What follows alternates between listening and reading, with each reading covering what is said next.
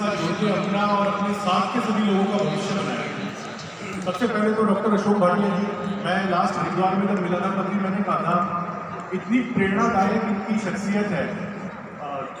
हम लोग अक्सर पढ़ते रहते हैं धीरूभाई अंबानी के बारे में, रतन टाटा के बारे में, पर अगर हम डॉक्टर अशोक भाटिया जी के जीवन से भी प्रेरणा लें, इतनी बातें हमें सीखने को मिलेंगी किस तरह अपने दृढ़ विश्वास और दृढ़ शक्ति से आप एक साधारण से बैकग्राउंड से आने के बाद भी अपने लिए एक ऐसी कामयाबी की कहानी लिख सकते हैं जिसके साथ जुड़ के केवल आप ही नहीं बल्कि आपके दोस्त, आपके परिवार, आपके रिश्तेदार भी गर्व महसूस करेंगे। तो एक बार जोरदार तालियां डॉक्टर अशोक भाटिया जी। आईएमसी की विरासत को बखूबी आगे बढ़ा रहे हैं सत्यन भाटिया जी, और बड़ी खुशी होती है भारत की पहली स्वदेशी डायरेक्ट सेलिंग कंपनी जो मलेशिया में जाकर जिसने अपना बिजनेस स्थापित किया है, शुरुआत करने जा रहे हैं। और जैसा भाटिया जी ने कहा था, भारत की पहली कंपनी है स्वदेशी कंपनी जिसने भारत से बाहर मूव किया है। आपने किसके स्पाइडरमैन मूवी देखी है? स्पाइडरमैन मूवी में एक डायलॉग है, with great power comes great responsibility. महाशक्ति के साथ महाजिम्मेदारी आती है। अब आईएमसी आयुर्वेद का झंडा लेके मलेशिया जा रही है, तो भाई आप सबकी जिम्मेदारी है कि देश की इस धरोहर को ना केवल आपको अच्छे से आगे प्रमोट करना है बल्कि इंश्योर करना है कि इसमें कोई दाग ना लगे।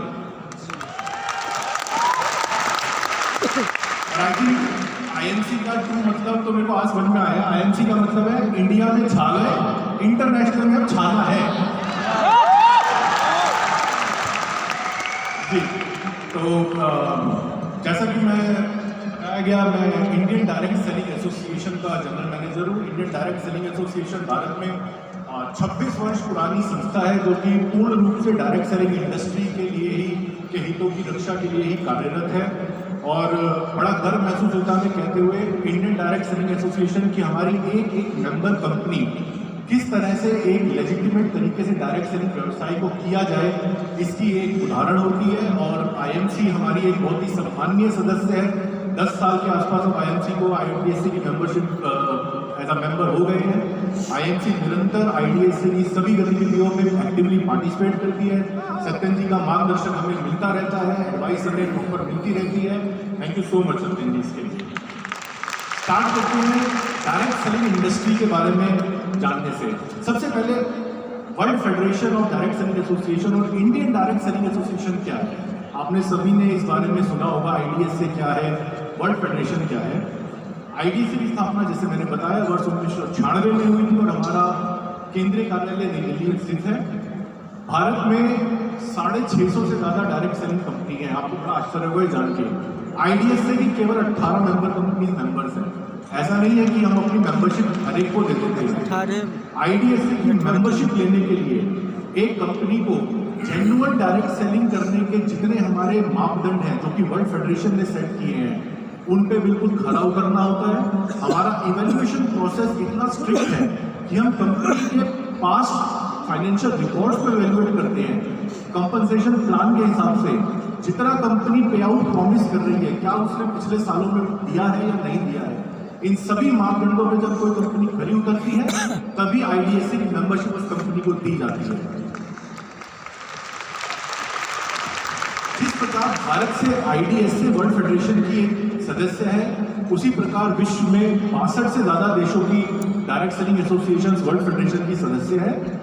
आईडीएससी की जो मेंबर कंपनी, जैसे मैंने आपको बताया, भारत में 650 से ज्यादा डायरेक्ट सेलिंग कंपनी है, पर यह आईडीएससी की 18 मेंबर कंपनीज, एक बार जोरदार तालियां होनी चाहिए, 18 मेंबर कंपनी 60% से ज्यादा पूरे भारत का डायरेक्ट सेलिंग बिजनेस ये 18 मेंबर कंपनीज करती है।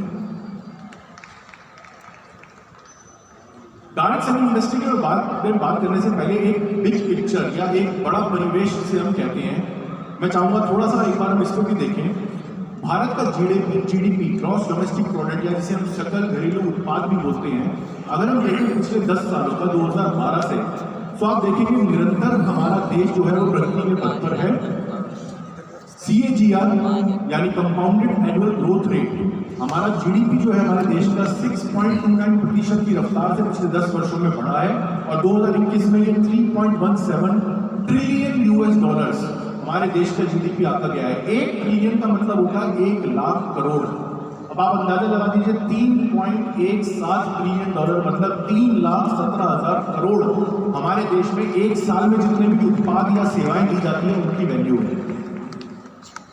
अगर हम भारत को कंपेयर करें दुनिया की और बड़ी इकोनॉमी से, जिसमें यूएस, चाइना, जापान, जर्मनी है, अगर हम कंपेयर करें अर्थव्यवस्था के 4 प्रमुख पैमानों पर, GDP growth, inflation, unemployment rate और डेट टू जीडीपी रेशियो, आप देखेंगे भारत जो है उसकी परफॉर्मेंस बाकी इकोनॉमीज के मुकाबले अच्छी है।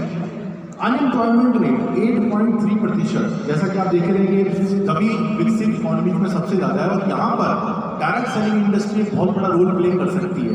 हमारे देश